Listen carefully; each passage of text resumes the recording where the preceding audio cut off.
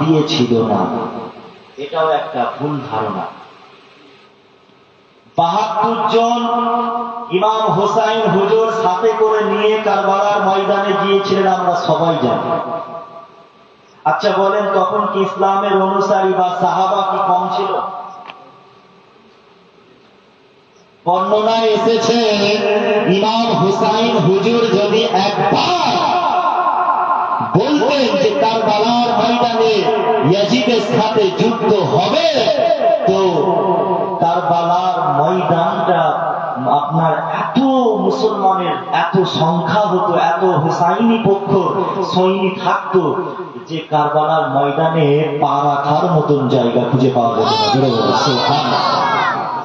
হুজুর তো যুদ্ধ করতে গিয়েছিল না, হুজুর গিয়েছিল হুজুরের হাতে বায়াত হবে। মানুষ হুজুরকে বারবার চিঠি পাঠাচ্ছে, হুজুর সেই উদ্দেশ্যে গিয়েছিলেন। কিসের জন্য? মানুষ তিনার হাতে বায়াত হবে, ইয়াজিদের নেতৃত্ব না মেনে হুসাইনের নেতৃত্ব মানবে। এখানে কি ক্ষমতার লোক আছে? না। হযরত ইমাম হুসাইন হুজুর এই ৭২ জনের কাফেলা নিয়ে যখন কারবালার ময়দানে পৌঁছালেন, কারবালার ময়দানে পৌঁছানোর আগে, যাওয়ার আগে, কুফায় যাওয়ার আগে মুসলিম বিন আকিল হুজুরকে পাঠিয়েছিলেন। মুসলিম বিন আকিল হুজুর গিয়েছিলেন, তারপর চিঠি পাঠিয়েছিলেন, ভাই হুসাইন আপনি কারবালায় আসেন, আপনি কুফায় আসেন। কুফার মানুষের মনোভাব মনোচিন্তা অনেক ভালো। ইমাম হুসাইন হুজুর ৭২ জনের কাফেলা নিয়ে বার হয়ে গেলেন, রাস্তায় খবর পেলেন যে মুসলিম বিন আকিল হুজুরকে শহীদ করেছে। কোথায় খবর পেয়েছে? রাস্তাতে। মুসলিম বিন আকিল হুজুরকে শহীদ করার পর ইমাম হুসাইন হুজুর কি আর থাকতে পারবে? বাড়ি ফিরে আসবে? না, উনি যাবেন। কারবালায় গেলেন। কারবালার ময়দানে যখন উপস্থিত হয়, ইয়াজিদের লস্করেরা বলতে লাগলো, তারা একটা প্ল্যান করলো যে হুসাইনের শক্তিকে দুর্বল করতে গেলে বা হুসাইনের আপনার সৈন্যদের শক্তিকে দুর্বল করতে হলে পানিটাকে বন্ধ করতে হবে। একটা মানুষ সারাদিনে যদি পানি না খায় তার কি শক্তি থাকবে? ফোরাত নদীর পানিটা এই জন্যই চক্রান্ত করে বন্ধ করে দিল।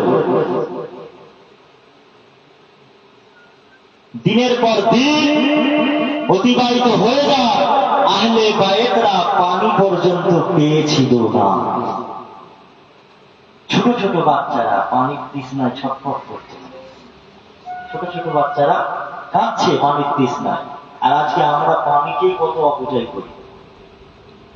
সেদিনে এক ফোঁটা পানির জন্য কত ছোট ছোট বাচ্চারা শহীদ হয়ে গেছে।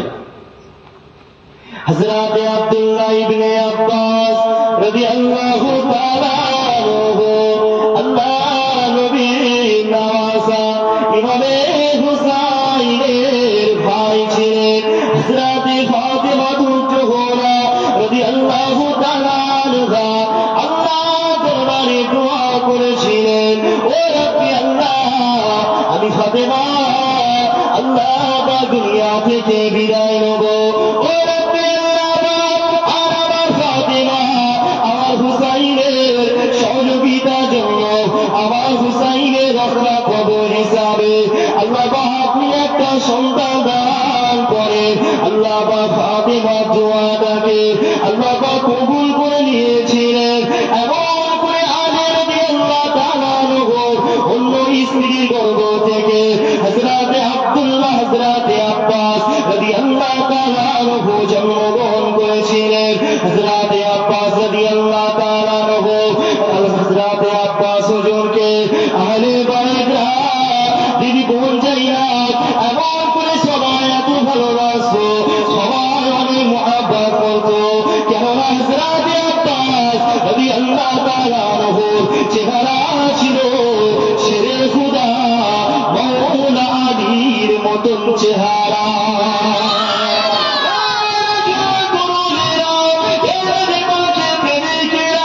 এমন করে আব্বাস রাদিয়াল্লাহু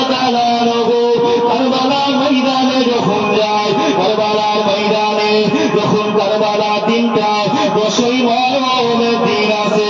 এমন করে হযরত আব্বাস রাদিয়াল্লাহু তাআলা আনহুকে সাকিনা বলতে লাগলেন।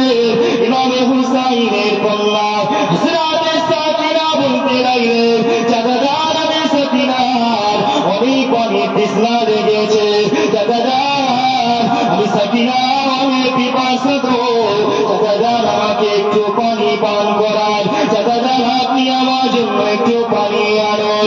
আহলে বাড়ি আমাদের পরিবারের সবাই পানির তৃষ্ণায় ছটফট করছে। হযরত আব্বাস রাদিয়াল্লাহু তাআলা আনহু ওই সময় বললেন, সাকিনা আমি ফোরা নদী থেকে তোমাদের জন্য পানি নিয়ে আসব। হযরত সাকিনা ওই সময় চাচাজান হযরত আব্বাস রাদিয়াল্লাহু তাআলা আনহুকে বললেন, ও আমার চাচাজান, আপনি ওয়াদা করুন, আপনি আমার জন্য পানি আনবেন। ওই সময় হযরত আব্বাস রাদিয়াল্লাহু তাআলা আনহু ওয়াদা করলেন, ও সাকিনা আমি আব্বাস ওয়াদা করলাম তোমার জন্য পানি আনবো। এমন করে হযরত আব্বাস রাদিয়াল্লাহু তাআলা আনহু ইমামে হুসাইনের কাছে গেলেন। ইমামে হুসাইনকে বলতে লাগলেন, ও আমার ভাই হুসাইন, সাকিনার কাছে আমি আব্বাস ওয়াদা করেছি পানি আনবো, আহলে বাইতকে পানি পান করাবো। এই যুবকের আপনারা আল্লাহ নবী নওয়াজা হযরত আব্বাস রাদিয়াল্লাহু তাআলা আনহুকে হযরত ইমামে হুসাইন রাদিয়াল্লাহু তাআলা আনহু ঝরঝর করে কাঁদতে লাগলেন। হযরত আব্বাসকে বলতে লাগলেন, ও আব্বাস আপনি যাবেন না, কেননা কুফর মুশরিকরা কারবালার পাথরে এজিদ বাহিনীর লোকেরা, ও ভাই আব্বাস আপনাকে ওরা শহীদ করে দেবে, আপনি যাবেন না।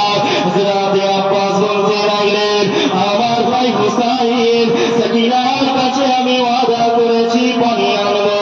এই যুবকের আব্বারা তরুণেরা এমন করে আব্বাস রাদিয়াল্লাহু তাআলা আনহু এমন করে বোন জাইনাবের কাছে গেলেন। বোন জাইনাবকে যখন বললেন, জাইনাব আমি আমি আমি আমি ফোরাত নদীর কাছে যাব, পানি আনতে যাব, যখন অনুমতি চাইতে গেলেন, বোন জাইনাব ঝরঝর করে কাঁদতে লাগলেন। আর আব্বাসকে বলতে লাগলেন, ও ভাই আব্বাস, আমি জাইনাবে যখন আমার আব্বা যান শেরে খোদা মওলা আলী রাদিয়াল্লাহু তাআলা আনহুর কথা যখন আমি জাইনাবে যখন মনে পড়ে, আমি জাইনাব আব্বাস তোমার দিকে যখন তাকাই, আমি জাইনাবের মনটা ভরে যায়। কেননা আমি তোমাকে যখন দেখি আমার যেন মনে হয় আমি আমার আব্বা জানকে দেখছি। এমন করে হযরত আব্বাস রাদিয়াল্লাহু তাআলা আনহুকে জড়িয়ে ধরে কাঁদতে লাগলেন। এমন করে আব্বাস রাদিয়াল্লাহু তাআলা আনহু আস্তে আস্তে হযরত আব্বাসকে বুঝাই না বলতে লাগলো, ও আমার ভাই আব্বাস, তুমি একবার যুদ্ধের পোশাকটা পরো, তোমাকে আমি একবার যুদ্ধের পোশাকটা পরে তোমাকে আমি দেখতে চাই। হযরত আব্বাস রাদিয়াল্লাহু তাআলা আনহু যুদ্ধের পোশাকটা পরলেন। এমন করে যুদ্ধের পোশাক যখন পরলেন, হযরত জাইনাব বলতে লাগলেন, ও আমার ভাই আব্বাস, আজ তোমাকে যেন আমার আব্বা জান শেরে খোদা আলীর মতন লাগছে। তুমি যেন আমার আব্বা জান আলী যেমন যুদ্ধের পোশাক পরলে যেমন লাগতো, ঠিক তোমাকে তেমন লাগছে। হযরত আব্বাস রাদিয়াল্লাহু তাআলা আনহু এভাবে সবাইকে বিদায় জানিয়ে চলতে লাগলেন ঘোড়া নিয়ে। এমন অবস্থায় হযরত ইমামে হুসাইন রাদিয়াল্লাহু তাআলা আনহু হযরত আব্বাস রাদিয়াল্লাহু তাআলা আনহুকে জড়িয়ে ধরে কাঁদতে লাগলেন। আর আব্বাসের হাতে চুমা দিতে লাগলেন। আব্বাসের হাতে দুই হাতে চুমা খেয়ে হযরত ইমামে হুসাইন ঝরঝর করে কাঁদে। হযরত আব্বাস রাদিয়াল্লাহু তাআলা আনহু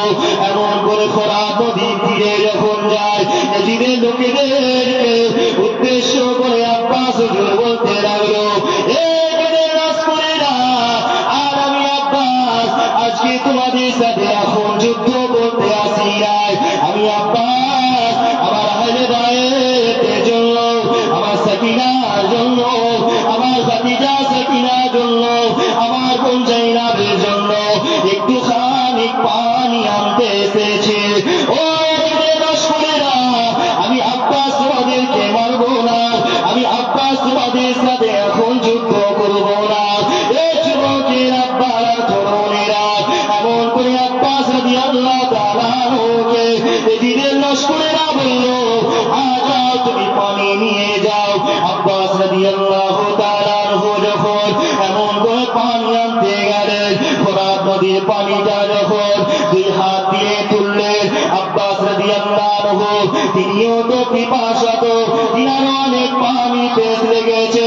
হযরত আব্বাস রাদিয়াল্লাহু আনহু যখন পানিটা খেতে গেলেন, হুসাইনের কথা মনে পড়ে গেল, জাইনাবের কথা মনে পড়ে গেল, সাকিনার কথা মনে পড়ে যায়। আর আব্বাস ভাবতে লাগে, আমার আহলে বায়েতরা, আমার পরিবারেরা তো তারাও পানির তৃষ্ণায় ছটফট করছে।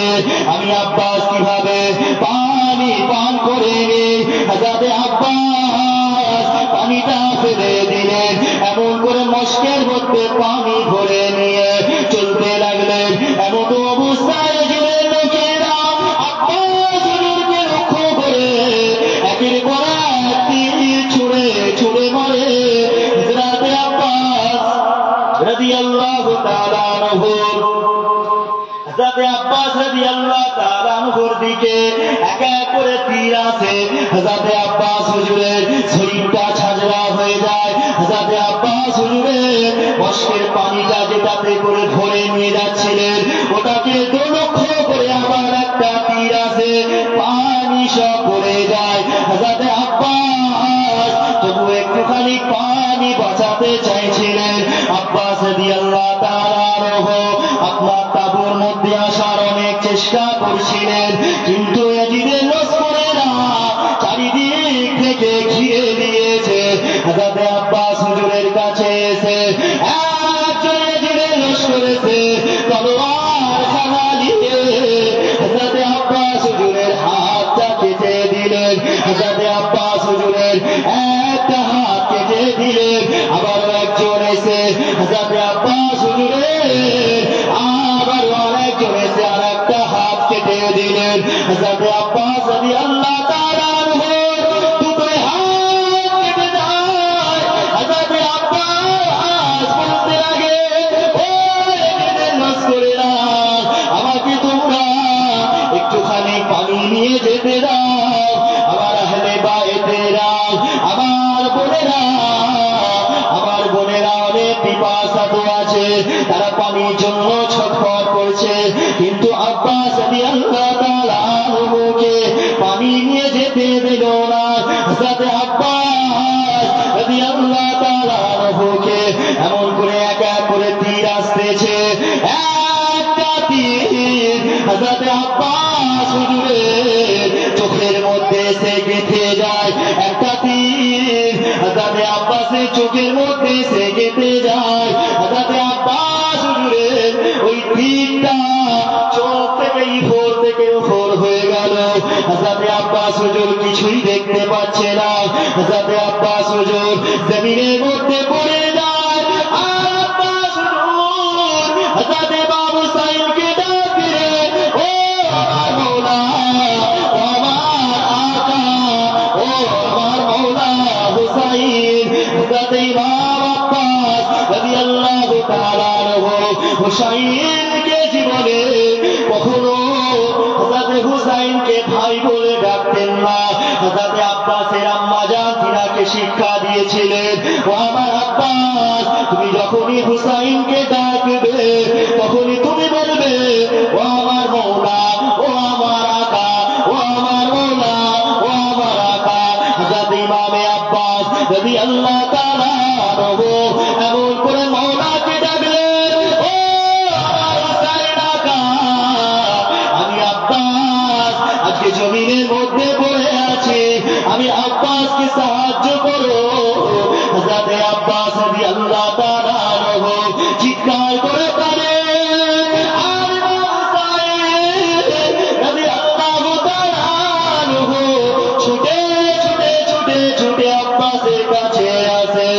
আব্বাসকে বলে ও আমার ভাই আব্বাস, আজকে ইয়াজিদের লোকেরা তোমাকে শহীদ করে দিবে।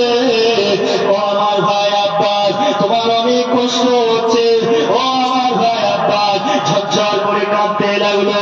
হযরত আব্বাস রাদিয়াল্লাহু আনহুকে বুকেতে জড়িয়ে ঝরঝর করে কাঁদে।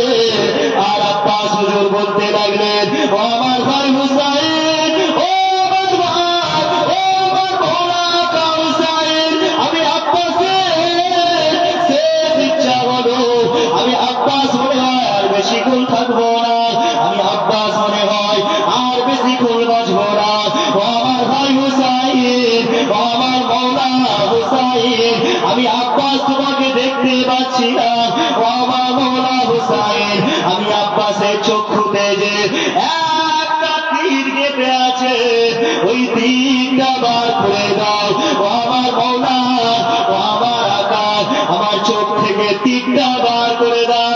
হযরত আব্বাস রাদিয়াল্লাহু তাআলা আনহুর চোখ মুবারক থেকে হযরত ইমাম হুসাইন রাদিয়াল্লাহু তাআলা আনহু তীর খানা বার করে হযরত আব্বাস ঝরঝর করে কাঁদে। আর ওই সময় ইমাম হুসাইন হুজুরকে আবারও বলতে লাগলেন ও আমার মওলা,